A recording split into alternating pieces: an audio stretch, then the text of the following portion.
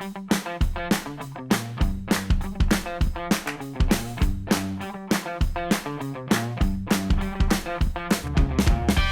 so excited to have you here because of your expertise. Thanks. You've been dealing with roofing for years. How many years have you been in the roofing business as a whole?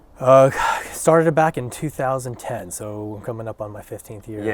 Yeah. So I mean, in 15 years, there's a lot of wisdom gained, and specifically as you've focused in on insurance claims on roofs, working with insurance companies, being a true advocate for the homeowner. I mean, you've learned a lot. So I just wanted to pick your brain a little bit on that, so you could just share kind of, with our customers, just what are the important things with regards to hail claims and damage, and how do you know, and working with the right contractors, and just leveraging your 15 years of experience. So I'm just going to fire some questions at you, man. If you can just share your wisdom with us, we'd appreciate it. Go ahead, love that. Yeah, awesome. All right, so first of all, what precautions should homeowners take when hiring a roofing contractor? After a hailstorm, they're trying to avoid scams. They want to make sure they're working with someone who's reputable.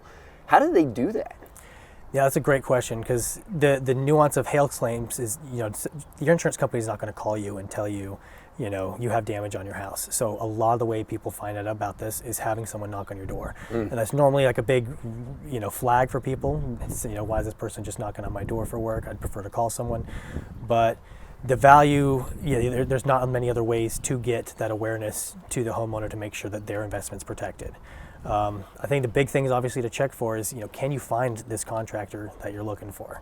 Like, can you look them up online? Another things, obviously, anytime you have somebody doing a project on your house, do they have license? Do they have the proper insurance? And can they provide those for you and show you, yes, we are actually protected, because there's going to be a whole team of people up on your house doing work from the first inspections all the way down to the completion and any punch-out items, and you want to make sure that those people are protected, so that in turn you are protected when those people are on your property. Yeah, that's a great point. So almost it may be being a little less on your guard when someone just shows up at your door, because that's how you get the message out. Right. But at the same time, that person should be able to provide all the information you need to feel very, very comfortable that you're getting a reputable company working behind you and protecting you. Absolutely. Yeah, makes a lot of sense. Why is it important for homeowners to document roof damage with photos? So that is great, and a caveat on the way you asked that too, of not everybody's going to be climbing on the roof. You probably shouldn't, but photo documentation is absolutely great, because when the storm event happens, this information is captured by satellites, weather stations up in the cloud, but most of that reading is happening thousands of feet up in the air. So when you're dealing with windstorms and the speed, and high wind speeds, when the hail is coming down, you can have damage occur pretty far outside of sometimes the typical swath that the storm tracking software is pinpointing. That being said too, also a lot of insurance companies they use a limited number of storm tracking softwares. So it's regular, pretty common event that you'll show up, the damage is there, the adjuster sees it from the insurance, he's like, I see this information, but I don't have any records of storm happening on this site. And I've had many cases where the homeowner, had pictures of them and their kids picking up ice balls on the back of the deck, and it was, time dated, stamped, and so they were able to pinpoint, okay, yes, hail did happen.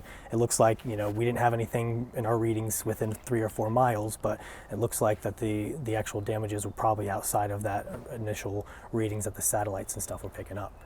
Okay, that makes sense, right? So we're not saying get up on your roof and document and be able to tell if there's hail damage, but even taking a video of the weather as it's happening, right? If it is hail, an actual picture of the hail that's there, proof that there has been those weather events around, wind, hail, or what have you, is always going to help them in the claims process. Exactly. Yeah, and hail's also happening oftentimes in the summer, in hot months. So that stuff's going to melt within a few hours, sometimes under an hour too. So if you actually have the opportunity to get out and to pick up and document some of those balls before they've melted, if you can use size comparison too, that also helps. All those things are really good because they can be a protection on the back end in case you do run into a situation where your carrier's thinking, well, we didn't have hail at this event. This couldn't be the storm. That's great advice. I mean, I don't think that's something our average customer's just thinking of, right? As that weather event's happening. Exactly. Okay. So what are the biggest red flags that indicate a roofing contractor may not be reputable? Or how can homeowners verify the legitimacy overall of the roofing company? That's a great question. Knowing when you're the person you're talking to, how informed they are in the process. Do they know basic things like the products that their company installs? Do they have certifications from the manufacturers that when they're putting those products on, they're going to get warranties? Are they just, guys who know how to put on a good roof? That might be great, but you're not protected by the manufacturer in case you did get a defective batch of materials, because they're not going to honor the warranty if the crews aren't trained and certified to be able to use those materials on the house. Another big red flag that I would look for is when somebody's offering free and they're trying to say your deductible is going to be wiped, or figuring ways that they're just going to dismiss your cost on the job, right? It's more common before. Thankfully, there's been a lot more protections and scrutiny, I think, government-wise, just to make sure that the insurance rates aren't being driven up by contractors giving bids that are higher to the insurance and then the lower bids to the homeowner. That's heavily illegal, and that would be a big warning sign if somebody's trying to say, you don't have to pay anything, I'm going to get this out of pocket. The money's coming from somewhere. They're either cutting the corner on materials, they're cutting the corner on labor, or some other area on the job to make up for that difference that they're taking that 5, 10, 20% off your job. They're finding it somewhere there. You're probably going to be paying for it elsewhere out of the job. Yeah, that's good. So, it's that old adage, right? When something is free, it's really not, or you're getting what you pay for. Exactly. Yeah, that's a really good point. One of the things about Bordner that's so important to us, we have a very, very simple purpose. We're relationships focused and we're results driven. And what we mean by that is we want to have a relationship with our clients so that they know that we are an advocate for them. And at the same time, we want to deliver results that help them to protect and even enhance the value of their home. And we're talking a lot about roofing claims today, specifically wind damage, hail damage, that process overall. How does a roofing contractor help when the insurance company comes back and says, hey, this claim is there, but maybe it's undervalued from what we've assessed it to be? Or how do we as a contractor help our customers once they get into that point? Absolutely. A big thing too, like obviously evidence is the main piece that's going to be evaluated by an insurance company. So the ability to document and actually capture that. There's a lot of guys that might have photos on their phone. Thankfully, the phone camera now is a more common thing for people to capture, but us being able to capture that documentation on a database and having it time-stamped, so when we send out reports, most of the time if you're pushing back on your insurance and saying, hey, I want another evaluation, they want more evidence, they need more information. So the fact that we pay for storm softwares with some really good tracking and pinpointing for how large the hail would have been. These things aren't always picked up on the NOAA reports, which is the national government database for tracking that. So we use independents and other third-party sources too to help triangulate where those storms came in. So oftentimes you need a good storm report. You'll need good evidence on the house. And part of that too is looking at the entire house in a picture. So you're not just looking at the shingles and how big the wear there was, but do we have dents on gutters and metals, roof vents, chimneys, our windows and screens affected, taking that whole picture into account to know this is not just a normal wear and tear that's happening on the roof, but the accelerated deterioration on those shingles is a cause of a weather event, of a hailstorm. So us being able to document those, we have beautiful reports that we send back to the carriers that in many ways imitate or they match and correspond to the kind of reports that the insurance companies hire themselves. So you're dealing with someone at the desk who's more familiar. It's not just a few photos attached to an email and sent off to them, but they're getting a good report with the markers and with a clear story to help them walk through the property. Because you got someone sitting at a desk a few thousand miles away at a data center, they aren't going to see the house the same way you would. And a few photos here and there, it doesn't really always give them that good, clear picture of, is it the right house we're still looking at? What other factors might be coming into play there. So I think our great reporting software and having a staff that can spend time on the phone. That's the final big piece is a lot of homeowners, I think, get stuck. Mm-hmm. So yeah, big final piece is where a lot of homeowners get stuck is trying to send information back to their insurance. And the insurance companies are a business like anyone else. They're busy. You got a lot of great people who work over there, but sometimes their desks get too full. And obviously the squeaky wheel is what gets the grease. So just being professionally persistent and being on top of that to make sure that the information is being reviewed, that they're giving a fair account and they're not just trying to dismiss and get it off their plate. So we having staff that'll follow up, ask for more information, helping clarify that case. It can be very effective on getting things done when a homeowner's claim is basically fallen between the cracks at the insurance office. All right, I want to key on one thing you said there. You were talking about being professionally persistent. Yes. And I said our purpose is relationships focused and results driven. Absolutely. And I think talk about that a little bit more about Yeah. the contractor's reputation with insurance companies. Why is that important to a homeowner? Oh, absolutely great. Yeah. A lot of these adjusters in the area, when you have local staff, they've met contractors and they know sometimes the before and after results, whether they've had complaints from their homeowners because they worked with a certain contractor or whether they met contractors that have had less professional experiences with them. Unfortunately, I'd say, for every bad actor we have with the carrier, you probably have 3 or 4 bad actors on the contractor side, and reputation does precede you.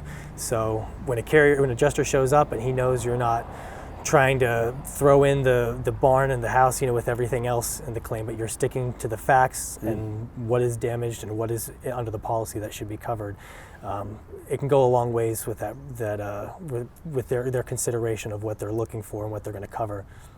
I've had bad adjusters. I've had certain situations with adjusters and homeowners where they weren't getting anywhere because the contractor had threatened the adjuster or done something that they really shouldn't have done. And unfortunately, the consequences, the homeowner is getting treated poorly because the adjuster just had no desire to work with that contractor. So us always being professional and helpful with them. We try to do parts of their job that we can do. As a contractor, we're going to have measurements. We're going to do our own evaluation of the house, beforehand when we start a project. So providing that information can help the adjuster a lot on their desk to make sure that they're not capturing as much stuff or their job is made easier in that process to approve for the homeowners. Yeah, I think that's so important for homeowners to understand is the contractor that they choose to do work with is going to be a reflection of them when working with the insurance carrier. So from our standpoint, where we base everything on core values and we start with being kind, fair, and protective, right? And just this idea of handling it that way with the insurance company, with the homeowner, so that really it's all about the restoration of the property to having it as good or better than it was before the event. Yes. And unfortunately, a lot of times when a storm event happens, it does bring in many people who aren't endeared to the community, who don't, they're there for that event to get as many dollars out of it as they can and move on. Right. And that is going to be reflected back to the insurance carrier on behalf of the homeowners. Yeah, when they're dealing with the contract, the insurance company, when they're paying for repairs too, they want to make sure that ideally they're not having to come back to that property again and that the repairs are done in an adequate manner. Leaks, if something was done wrong and there's a leak, there's a chance that the homeowner is going to have another claim down the road. So they love knowing that there are good contractors going to check the necessary boxes that need to be done, that they're going to make the necessary code improvements when they restore that house so that there's not a future claims or future damage and risk that they're going to be handling down the road. So yeah, knowing that all the components on the roof are replaced properly and done well is something that they do matter, and your reputation precedes you a lot with these adjusters. So it can actually help your process be months of battle or a few weeks of back and forth with the necessary forms and everything filed correctly so that they can approve your process and get your home restored as fast as you need. Yeah, I tell a lot of people in the roofing business, it's really interesting because there are a lot of really good people in this business that recognize we're working in an area of the home that we've been hired because customers don't want to be up there. A homeowner doesn't want to be climbing around on the roof. And so there are a lot of people in our business with integrity that know they need to do a good job because they're helping a homeowner in a very vulnerable state. Yeah. Unfortunately, there's also the other side of that. There's so many of these contractors that know their work is not going to be scrutinized. Like, you know, when we do windows, you can put your hand on the window and you can look at it and you can tell to see if there's air coming through and so forth. But when it comes to a roof, you know, a lot of it is just hoping in the integrity of the contractor and the work that they're going to do. And that can attract some pretty unscrupulous people. So just this idea of having a really good filter and knowing a few good questions to ask can really go a long way to having a smooth process in an insurance claim versus a nightmare. That's a great point, because and even then, a lot of the fine details that do lead to future leaks and problems, or things that can cause damage inside the home, leading to mold or whatever, a lot of those things are covered up when you boost shingles.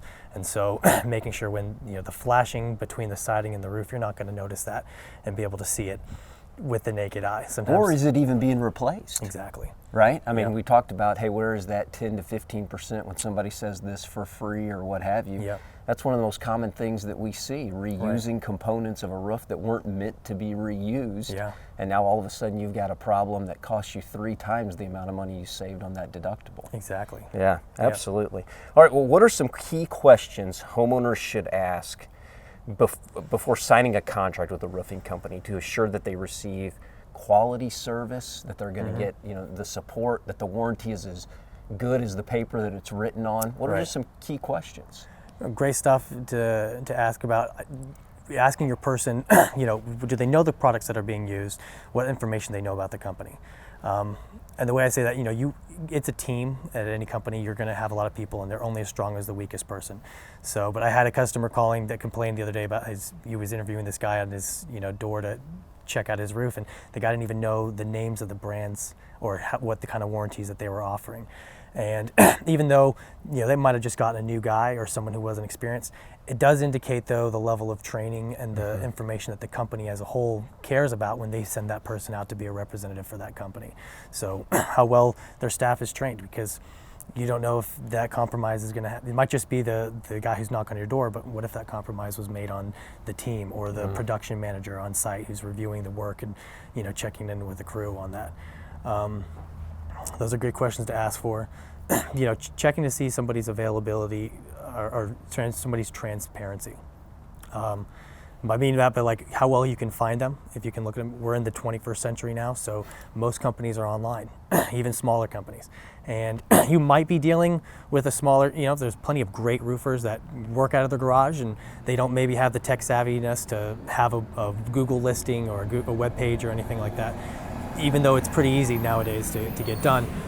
But you're kind of gambling in that sense. Unless you know them directly or have somebody to refer there, you don't have that ability to hold that accountability for the work that's happening. We like being transparent. You can find us because it means we're going to deliver well at Bordner. If somebody has an issue, you can find us to make sure that the issue gets resolved.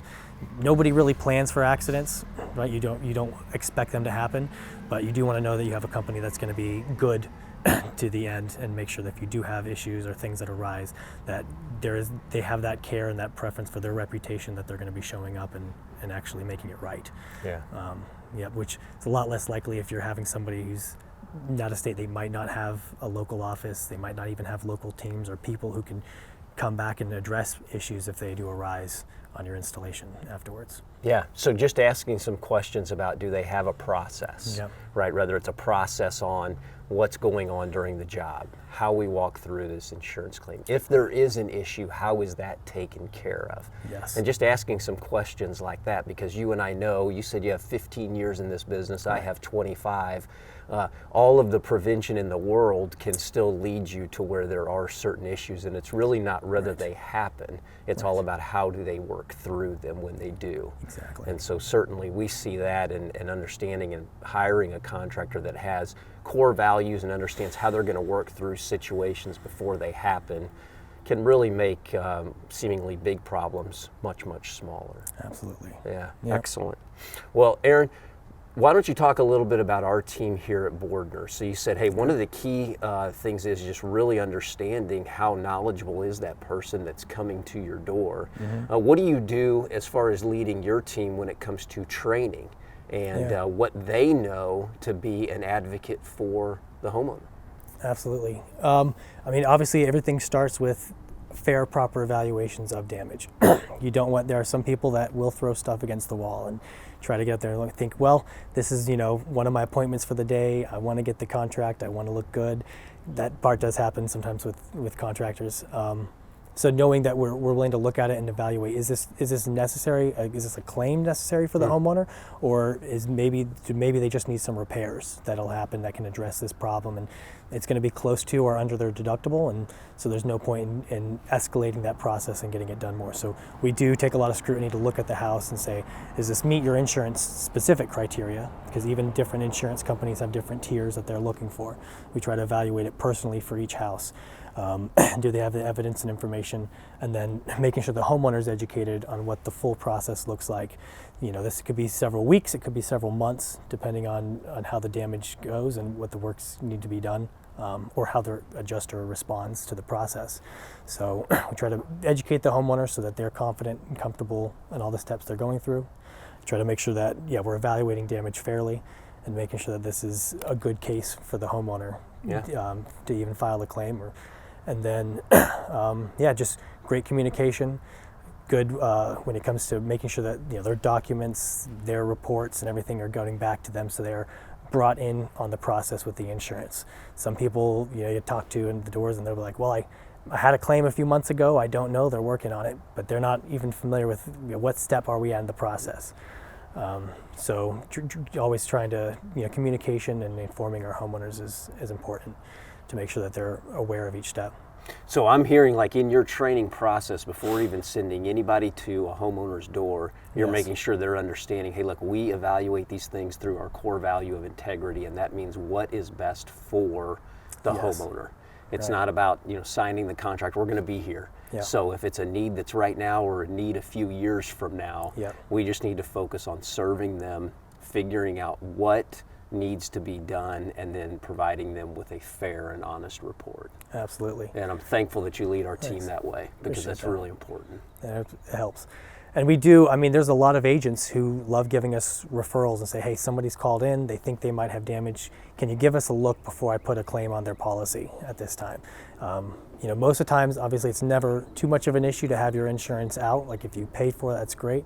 But different policies have zero claims discounts or things that you'd be looking for. So you don't want to necessarily hurt somebody where they might lose a certain bonus that they have on a claim that wasn't worth being paid out for. Great. A lot of repairs we can do, under $1,000. That's most deductibles we're running into these days are around $2,000 or $3,000. So many times you can fix the pain point if somebody's got a leak or something going on without having to, jump into bringing the insurance involved and hurting the homeowner situation in that way. One of the things, obviously, when people have someone that they don't know coming up to their door, right? After an event, they look up, they may not see anything necessarily. How many times, one, do you and your team get on a roof and there isn't any damage? And then what are advantages to that inspection for the homeowner looking forward? Right. That's actually a great experience, because I'd say there's many roofs that we get off of and we're advising the homeowner, hey, you don't have damage. And it's led to the fact that a lot of agents will give us calls and ask us to go check out their homes, because they want to make sure you're getting a fair and an honest evaluation, not somebody who's just trying to get the roof. It's someone who's going to advise with the homeowners and the insurance company's best intentions and that policy and that process. So because we get on a lot of roofs that we don't have damage. But the other thing, the other good note to look at too is, we do document the inspection of that process. And so this has come up a lot more when we have storms that'll happen several years in advance, or when you'll have a storm that'll happen in the same place repeatedly. You might not have had a storm damage from the first one, but 2 or 3 years later, possibly the hail actually did affect and cause issues on those shingles. And so being able to have a documented report saying, last year it didn't have damage, the inspector came out, we took photos and it's clear, but the damage has occurred now. It's there and you can see it on the property. That can help avoid or answer sometimes that objection from the insurance company of saying, well, maybe this is just old damage. I don't think this is within the policy coverage terms. And so having that evidence on hand and on staff from the homeowner, from a contractor that did the thorough inspection and checked that out to see, just to confirm that their house was okay after that event. So even if you don't have damage, the benefit for you there is that peace of mind that your home is okay. And it can definitely be a protection in the future to know that if you do have a future event, it's not going to be attributed to an older event because you know that it wasn't damaged, the first time when you had your contractor out there to look at it. Yeah, that's great insight, because one of the things that we've seen even with like our Bordner Prime customers who are associated with our regular maintenance, we are building every year these chronological documentations of the condition of the roof. So when that event does happen, we have all of that evidence to be able to take to the insurance carrier and show them exactly what's going on our customer's property, and to be able to protect them. Just like you're talking about, so that things aren't assigned to years ago or before they owned the home, before the policy was in effect, or any of those things. And so just allowing us to get up there and start to create that documentation for them can be of great value. Absolutely. Because a lot of people don't always know, but there are statute of limitations on reporting evident damage. And you might have had a horrible storm. I've seen roofs 5-6 years after an event, and they didn't have a leak. They didn't think anything was a problem. And the things are, now they're having problems that are happening. Water's getting into the home, and the carrier's like, well, this happened outside your limitations. Like, we don't owe for this. Sorry about this, but you got to fix those damages out of your own pocket. So that can be a nice protection for homeowners, knowing that, capturing the chronological, like you said, event when the actual damages occurred to make sure that they're protected.